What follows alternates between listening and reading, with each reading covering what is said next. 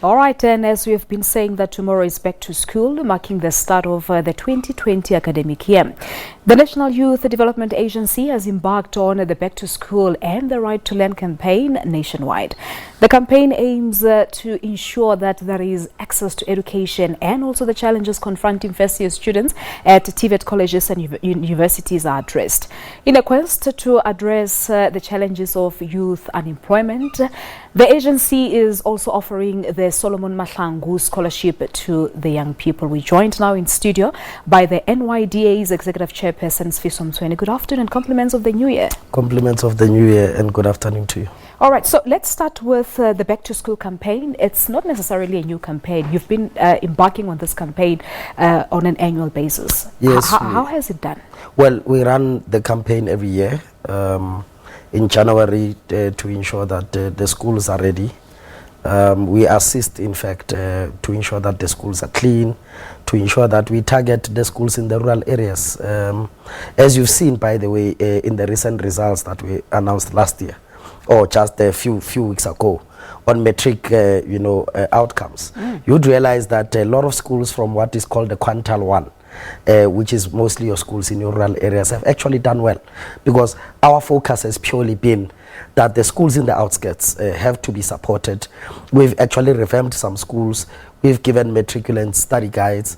We've given them equipment to ensure that we actually have them ready to start the year. So we've been across the board, and I'm sure that tomorrow we're quite ready that the rest of the country will actually enter proper schools and actually succeed for the rest of the year.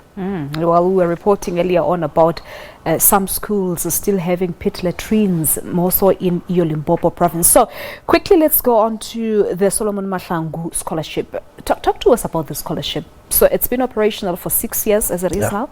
How many students has it produced, or graduates? Well, we've produced 500 graduates from the program. Indeed, it's been in operation for 6 years.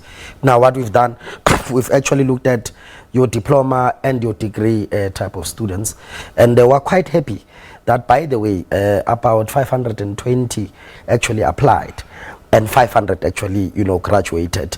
Of course, it's the one of the most successful programs, because it offers tuition, it offers books, it offers allowances where you're supposed to stay. It was the first model before the NSFAS actually was transformed. That was a model of free education in our country. This year, we've now sort of tweaked the scholarship a little bit to now support young people in the creative arts, in the arts sector, because normally those people are not considered to be following a career choice. So we want to come close there and say, those young people that want to be in production, that want to be in stage, that want to be in drama, that want to be in film, they must be able to be actually taken into the scholarship.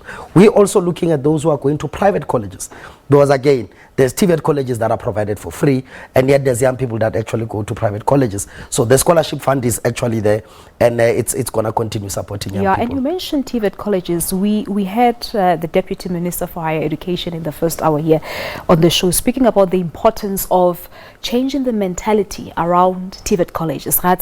People would be thinking universities and your technicons were the institutions to go to, but I'm glad you made mention of TVET colleges as well. Well, TVET colleges are important because they speak mostly to the technical skills that the economy actually requires. Because I think most of us, there's this gloss that is covered over universities. There's this glamour that is associated with universities. And yet when you look at the majority of unemployed graduates, it's actually graduates that are coming from universities. Those that are coming from TVET colleges, not only do they come out as people who are looking for jobs, they've got technical skills to actually create jobs. So we continue to encourage young people, go to the TVET colleges. One of the things we'll be doing in our own website is to publish the colleges, because we also are aware of bogus colleges. Most so at this time of the year. Yes, especially this time of the year. There's going to be bloodthirsty criminals who are going to prey on young people because they are actually desperate for space. But we want to encourage young people, go to the TVET colleges and ensure that you get those technical skills that are required by the economy. All right, time constraints. I'm afraid we have to leave it at this, but thank you so much for coming through. Thank you very much. All right. Sifiso Mtsweni is the National Youth Development Agency's Executive Chairperson, talking to us about their Back to School campaign.